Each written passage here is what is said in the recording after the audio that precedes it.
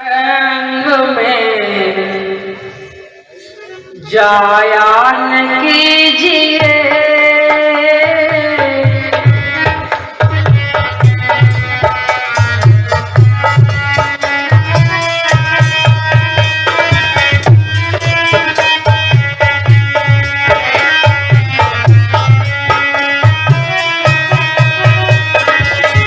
भूल कर कुसंग में जाया न कीजिए।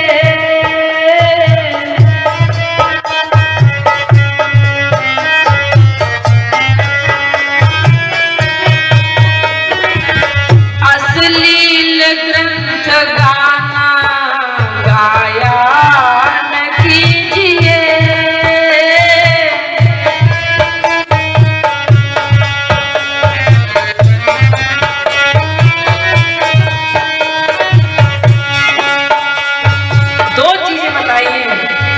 अपनी जबान से अश्लील शब्द या ऐसे ग्रंथों का अध्ययन नहीं करना है, और जहां कुसंग हो, संतों के संग के अलावा जो भी संग होगा वो कुसंग होता है, और उस कुसंग से हटकर हमें सत्संग में जाना है। बुद्धि धूमिल हो जाती मादक दुर्व्यसन से,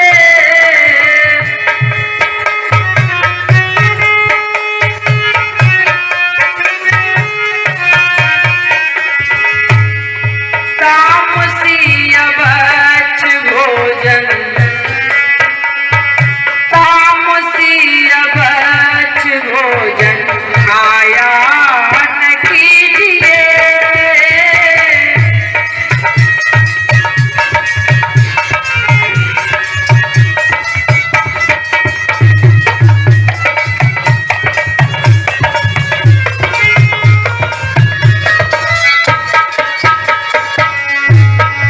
सभी को पता है तामसी बहुत ज्यादा मिर्च मसालेदार अंडा मीट, ये तामसी और अभच भोजन ये मत खाइए। शुद्ध संगत और शुद्ध आहार, ये दो चीजें किसी भी मानव को दी जाए, समझ लो वो 90% सुधर जाएगा, और 10% कुछ पुराने संस्कार लेके आता है जिसके लिए कुछ कहा नहीं जाता। भूल कर कुसंग में जाया न कीजिए।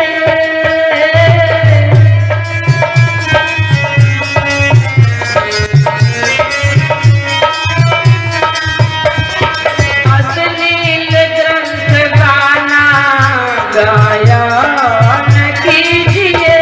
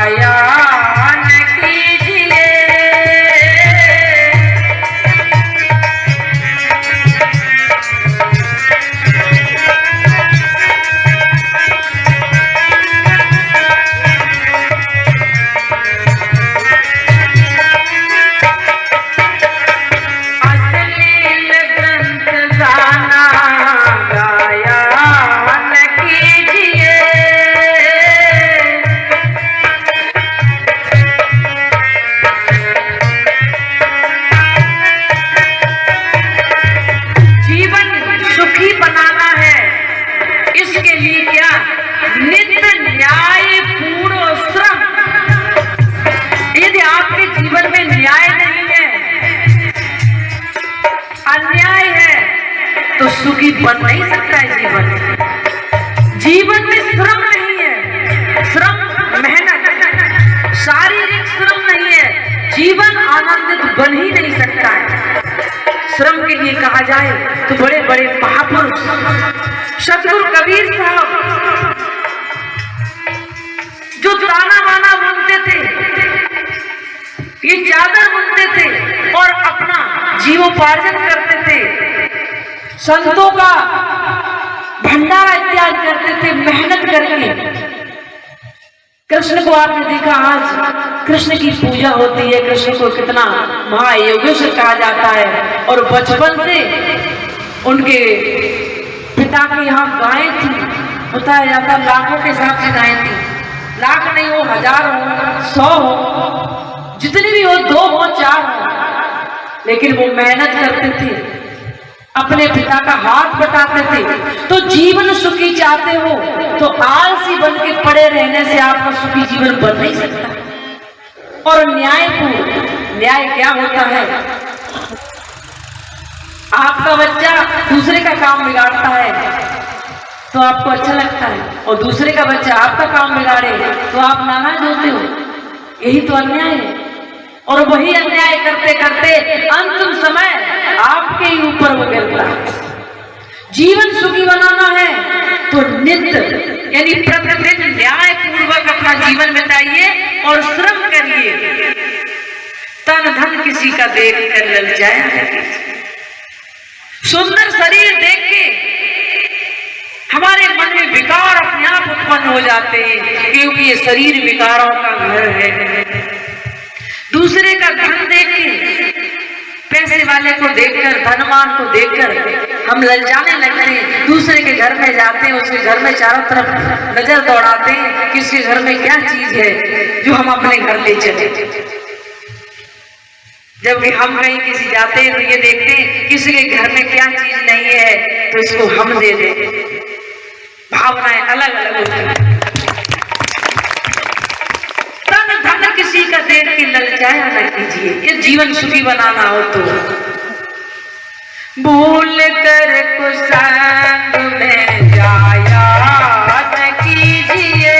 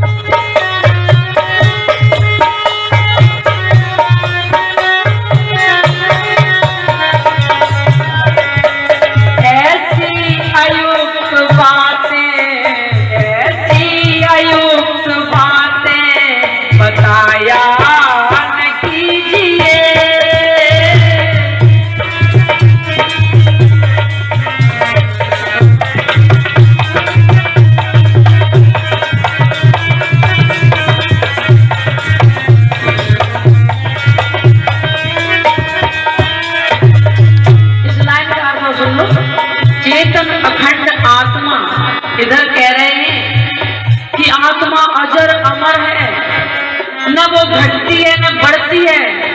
गीता की वो चौपाई भी कहते हैं कि नैनम छिदंत शस्त्राण नैनम दहत पावका न चैनम क्लीदंत्यापो न शोषित मार। और तुलसीदास की वो भी एक चौपाई कह देते हैं कि आत्मा परमात्मा का अंश है। अंश मतलब कि टुकड़ा है, एक कोना तोड़ के और आत्मा बना दिया। और उधर गीता में ये भी कहा गया है उसको कोई तोड़ नहीं सकता, जला नहीं सकता है, उसको सुखा नहीं सकता, किसी भी प्रकार का उसमें कोई भी ये बाहरी आवरणों का कोई भी संबंध नहीं है। तो कहा गया कि ऐसी अयुक्त बातें,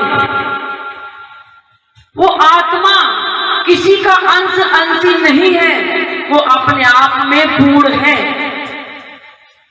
सिर्फ पर शब्द इसीलिए लगा दिया है कि एक ही बच्चे का, एक बच्चा जब गंदा संदा घूमता खेलता है तो माँ उसको गाली देती है कि पागल है, गंदा है, बेवकूफ है, पता नहीं क्या क्या गाली देती। उसी को साबुन से नहलाकर, कपड़े बदलकर, सुंदर सेंट इत्यादि लगाकर फिर कहती है मेरा राजा बेटा है। बेटा वही है, गंदा था तब गाली माँ दे रही थी, जब साफ हो गया तो उसी को राजा बेटा कहती। बेटा में परिवर्तन नहीं हुआ, गंदा है।